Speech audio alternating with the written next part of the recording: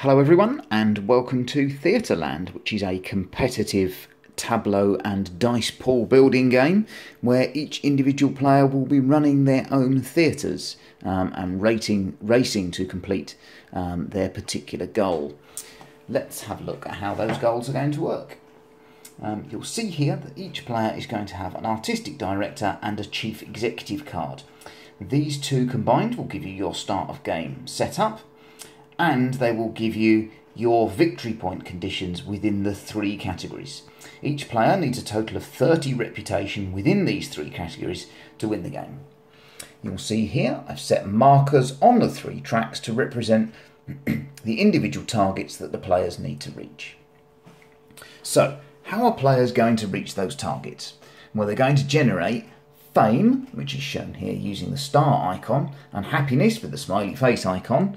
They're going to generate those by putting on shows. You'll see here, for example, this dance show is a good way of getting audience happiness, and this musical is a good way of getting fame. Profits, the middle track here, work slightly differently. They can be generated by putting on operas, as the shareholders that give you your profits are going to be attending the highbrow opera. Or alternatively, at the end of your working week, you can invest £1,000 in cash into 1 point on the profits track. I'm going to explain how working weeks work a little bit later. So, at the start of the game, players will get a choice of 2 artistic director cards and 2 chief executive cards. They'll pick one of each, and they will set their starting targets and their initial player setup. So, in the example we have here, the chief executive gives us £3,500 in cash for our starting staff budget, but the artistic director takes £800 of that away. So we'd be looking for £2,700 here. They would give us any 3 show cards, so I'd be able to search the entire deck and pick any 3 show cards. And we'll also start with 1 technician and 1 ASM. And that brings us on to the staff cards. You'll see here this is a starter member of staff card, and we're looking at this left hand side of the card. The icon here shows us that this is a permanent member of staff within our tableau. He's going to cost us £200 per week. The skill points icons here show that he gives us either a scenery skill or a technical skill. It's these skill points that we need to put on the shows. So, for example, this band night requires 3 points of technical skill, and this musical requires 5 points of technical skill and 3 points of scene. This technician here gives us 1 of either a scenery skill point or a technical skill point. He also gives us a D4 die, which is what we're going to add to our dice pool. Every time you put on a show, you're going to roll all of the dice for all of your members of staff and compare your result to the result shown on the show card. The dice roll total gives you the success of the performance, and some levels require additional levels. You'll see here that the staff cards are split into 7 separate decks. Each deck represents a department. Each department is going to have a different balance of skills, dice totals and weekly wages. If we have a quick look through this workshop staff pile, you'll see that the workshop assistant, £150 a week, 1 scenery skill point and a D4. As you work your way through the tiered deck, you will end up with a master carpenter, which is £400 a week, 2 scenery skill points and 2 D6 dies to add to your tableau. The workshop and wardrobe will give you scenery points. The lighting and sound will give you technical points. The stage gives you a little bit of either. The marketing department either add a permanent bonus to your rolls, so there's no risk of dice roll changes here, or they will add fame. And the stage management department are the ones that give you re-rolls, making up for everyone else's mistakes. As well as hiring members as a full-time member of staff, you can also use this as freelancers, and we'll go through those when we explain the various actions. Now we're going to have a look at how the game plays. On your turn, you're going to select one of the 5 main actions, and you're going to choose a number of action tokens to use to carry out that action. Let's look at the first action as an example. Booking shows. booking shows is taking show cards from the display and adding them to your hand, allowing you to put those shows on later in the game. If you spend 1 action token, you can take 1 show from the first 3 on the display. If you spend 2 action tokens, you may take 1 show from the last 3, the ones closer to the draw deck. If you spend an additional action token, that's in addition to spending 1 or 2, you can take 1 extra show from the first 3.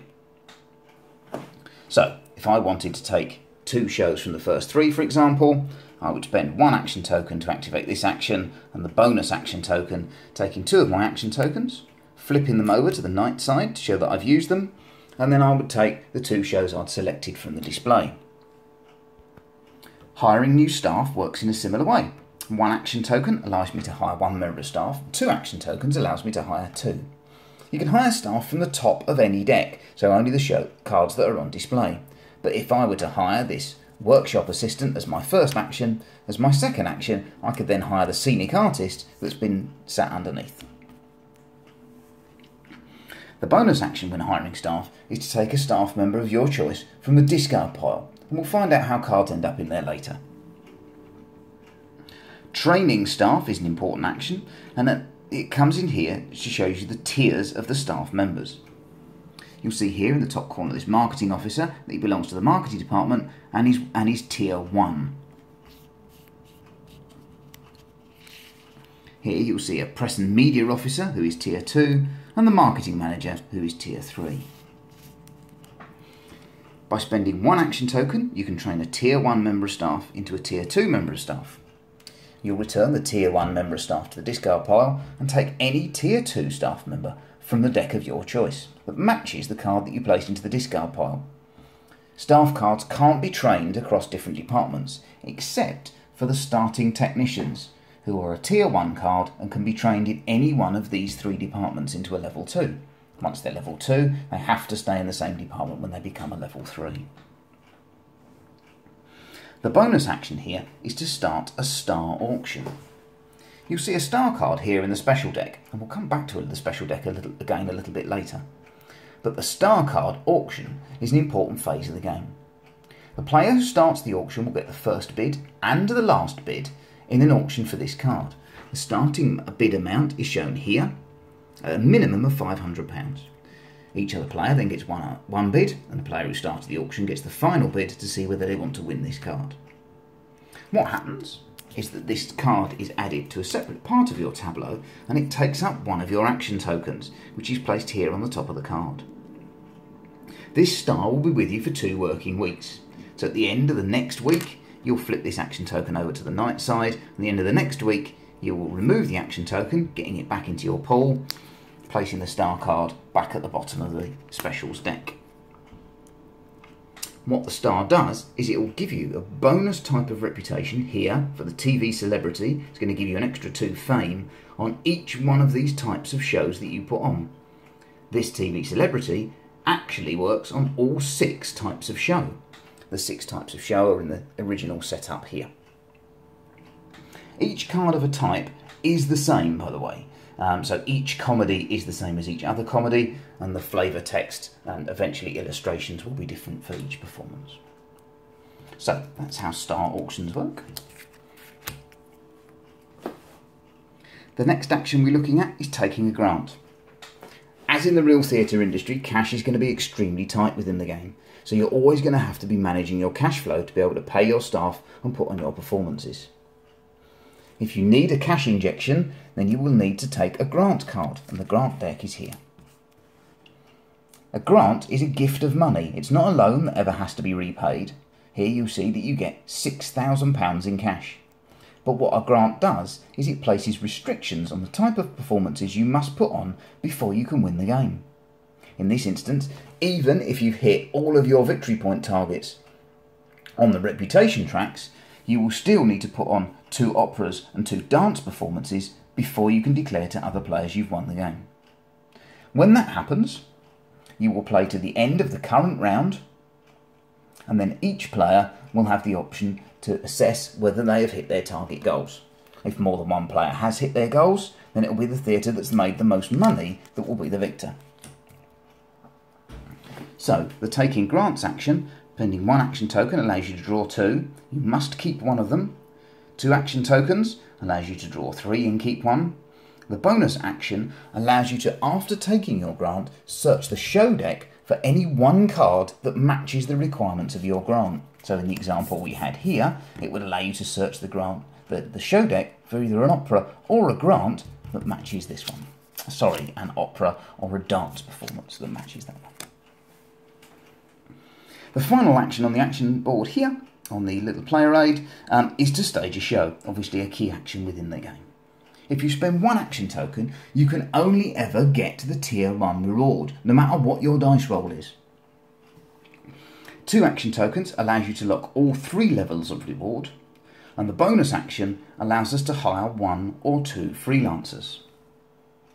We spoke earlier that full-time members of staff are using the left-hand side of the card. They're going to be the ones that are going to sit in front of you and build up your tableau of staff members. But you can also hire members of staff as freelancers. This is shown down the right-hand side of the card. In this case, you would pay this dresser a one-off fee of £100, and they would simply add the scenery points to your skill pool. When you stage a show, you simply roll all of the dice within your dice pool and check the result against the show that you're putting off and claim those rewards. If you ever find yourself rolling 3 or more 1s as part of that roll, then your oldest member of staff will decide to leave. That's why it's important that your staff cards are stacked in your tableau from left to right, which we'll see in the playthrough. We've now seen how all the individual actions work. And as we said, we're either using 1, 2 or 3 action tokens on each of our turns to determine the strength of these actions. When you've flipped your final action token over to the night side, that is what indicates when you have finished your working week. At the end of your working week, you deal the top card over from the specials deck. There's always 2 available on display.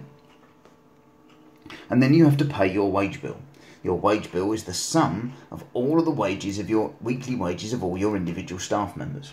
You pay that simply by returning money to the bank from your cash supply.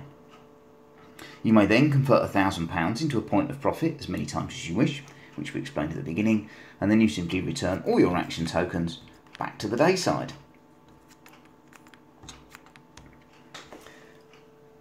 Players take turns alternately, starting from the start player and working clockwise around the table, each player selecting one of the main actions on their turn.